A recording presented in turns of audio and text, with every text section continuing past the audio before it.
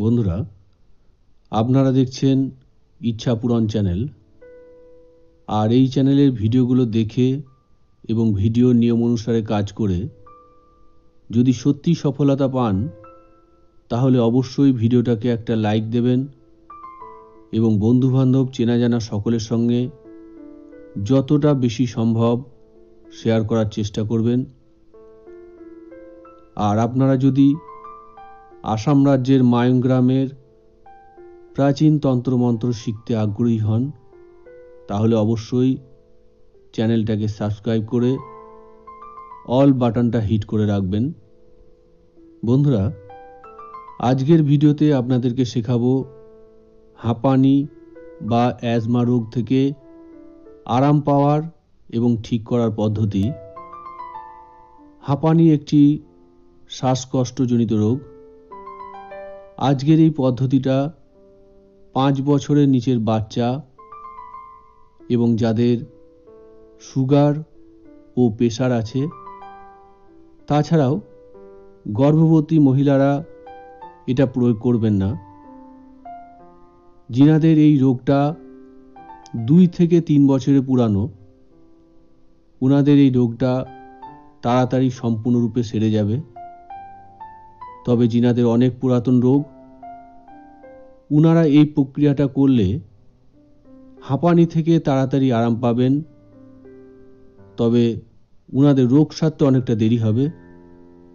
পুরাতন যাদের রোগ, সেই রোগীরা আমার চ্যানেলে আগেই হাঁপানি রোগ ঠিক করার ভিডিও দেওয়া আছে।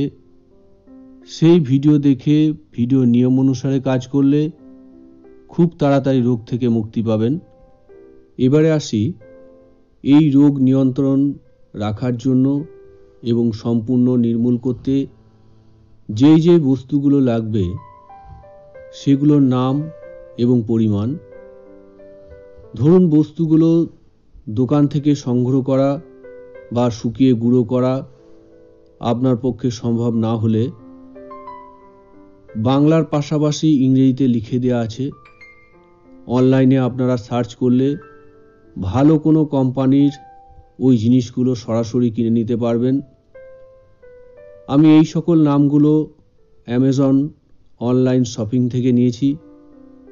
আপনাদের সুবিধা মতন যে কোনো জায়গা থেকে কিনতে পারেন, কারণ আমি কোনো কোম্পানির বিজ্ঞাপনের জন্য এই ভিডিওটা বানাইনি।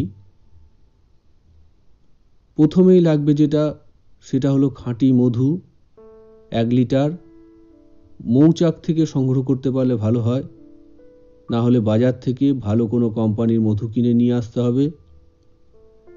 লাগবে হচ্ছে দারচিনি গুঁড়া 100 গ্রাম, গোলমরিচ গুঁড়া 50 গ্রাম, পিপুল গুঁড়া 100 গ্রাম, হলুদ গুঁড়া 100 গ্রাম, সুঁত বা শুকনো আদা গুঁড়া 100 গ্রাম, কালমেঘ পাতার গুঁড়া 50 গ্রাম, যষ্টি মধু গুঁড়া 100 গ্রাম, কালো জিরে গুঁড়া 50 গ্রাম, বাসক পাতার গুঁড়া 100 গ্রাম, তেজপাতা গুঁড়া 50 গ্রাম,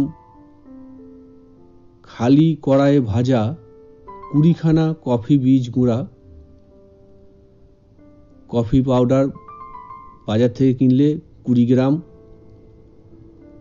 অভদ্রক ভস্ম গুঁড়া 100 গ্রাম, অশ্বত্থ গাছের পাতা গুঁড়া 100 গ্রাম, লবঙ্গ গুঁড়া 100 গ্রাম, রসুন গুঁড়া 100 গ্রাম, তুলসী পাতার গুঁড়া 100 গ্রাম, কান্তকারী বা কণ্টকারী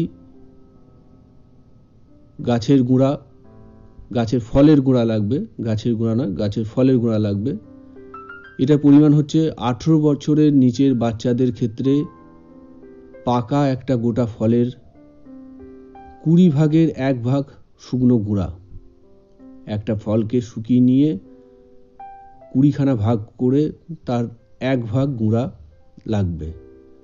আর 18 বছরের ঊর্ধ্বে যদি হয় তাহলে 20 ভাগের 2 ভাগ গুঁড়া ব্যবহার করতে হবে।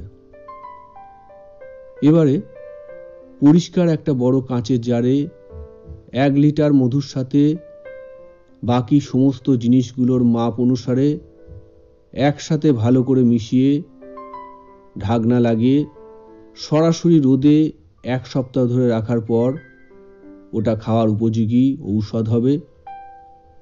এরপর থেকে প্রতিদিন সকালে খালি পেটে এবং সন্ধ্যাবেলায় ছোট চামচের 1 চামচ করে রোগীকে খাওয়াতে হবে।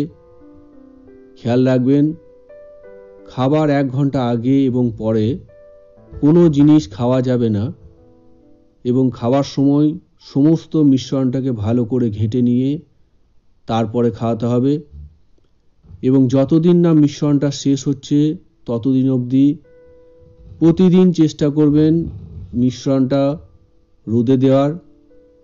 আর খেয়াল রাখবেন, চিকিৎসা চলাকালীন রোগী যেন কোনো নেশা না করেন, অন্যথা এটার কোনো ফল পাবেন না।